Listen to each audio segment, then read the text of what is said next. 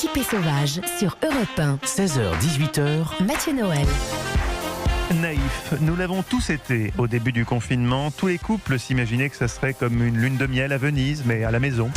Que ça serait l'occasion de raviver la flamme, de se faire des petits dîners en amoureux. Hélas, après 18 jours, on a eu le temps de réaliser que le confinement, c'était plutôt l'occasion de s'engueuler, surtout sur des sujets de fond. Où t'as mis mon flambi? Pour dénuer les tensions, une seule solution, dégoter un bon film ou une bonne série. Eva Rock, c'est votre mission quotidienne. Qu'est-ce qu'on regarde ce soir sur les alors ça tombe très bien votre extrait parce que je vais vous parler d'art culinaire et puis de femmes drôles et fortes pour finir cette semaine et cumuler quelques nouveaux conseils à regarder sur les écrans ce week-end. Alors on débute avec une série documentaire diffusée sur Planète Plus et disponible également sur mycanal.fr. Petit avertissement toutefois, c'est à regarder après avoir déjeuné ou dîné, surtout pas avant.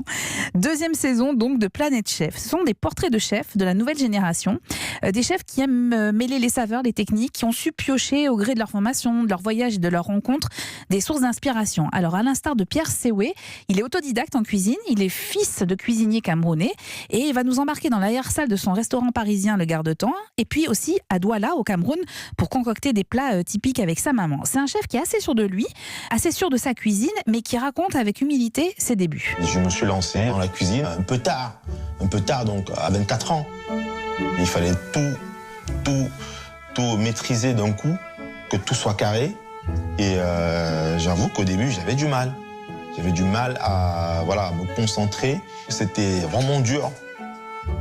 Quand je rentrais, limite, je pleurais. Alors pourquoi je vous conseille cette série documentaire? D'abord parce que les parcours de ces différents chefs sont exemplaires à bien des égards. Il a fallu faire preuve d'abnégation pour beaucoup et surtout ne pas compter les heures de travail. Parce que surtout ces portraits sont sublimés par la réalisation. J'ai rarement vu une cuisine aussi bien filmée dans le cadre d'un documentaire. Chaque plan, que ce soit sur les visages des chefs ou sur les plats, les ingrédients, ressemble à une œuvre d'art. Mais franchement, c'est époustouflant. Et puis enfin, dernière raison de regarder Planète Chef, ça va vous permettre de vous rappeler ce qu'était un restaurant. À quoi ça ressemble, Oui. Comment ça marche, tout ça, vous voyez. C'est des machins avec des tables et des chaises. Exactement, et une puis cuisine peut-être de parfois vous donner ouverte, quelques idées aussi. Chaque portrait dure 52 minutes et puis chaque portrait est une merveille. Ça pourrait même vous donner donc des petites idées pour vos repas à faire en temps de confinement. C'est exceptionnel. Vraiment, j'ai adoré cette série documentaire. Et si on veut se faire une petite série, Eva? Bon, alors pour les fans de La Casa de Papel, la question ne se pose même pas. La saison 4 est mise en ligne aujourd'hui sur Netflix. Mais comme je ne fais pas partie de la caste des adorateurs de Casa de Papel, je suis allée faire un tour sur Amazon. J'ai longtemps hésité avant de me lancer dans le visionnage de la série américaine de Celle qui ose. C'est 3 saisons, en attendant la 4e dans les semaines à venir. Alors le pitch ressemble à un croisement entre Le Diable s'habille en Prada et Sex and the City. Je vous explique les fondamentaux. On est à New York, on est dans les entrailles d'un magazine féminin qui s'appelle Scarlett.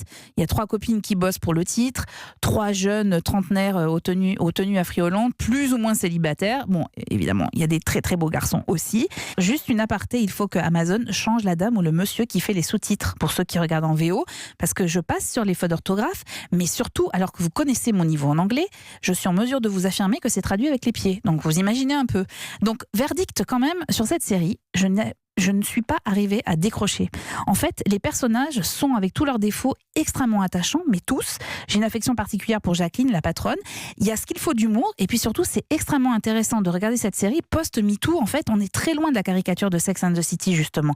La série, elle fait la place aux femmes qui osent, qui foncent, des femmes solidaires entre elles. C'est un peu le féminisme nouvelle génération. Et puis, à chaque épisode, il y a une thématique sociétale qui est abordée, mais intelligemment. Je pense aux inégalités salariales, les violences sexuelles, mais aussi l'immigration, le poids des politiques. Et puis enfin, dernier élément, c'est que la série, elle exploite parfaitement les coulisses de la rédaction, les enjeux de la presse à l'heure du numérique. Pour avoir côtoyé cet univers, je peux vous dire que j'ai vécu plusieurs scènes de la série. Et c'est à voir sur Amazon et ça s'appelle De Celle qui ose.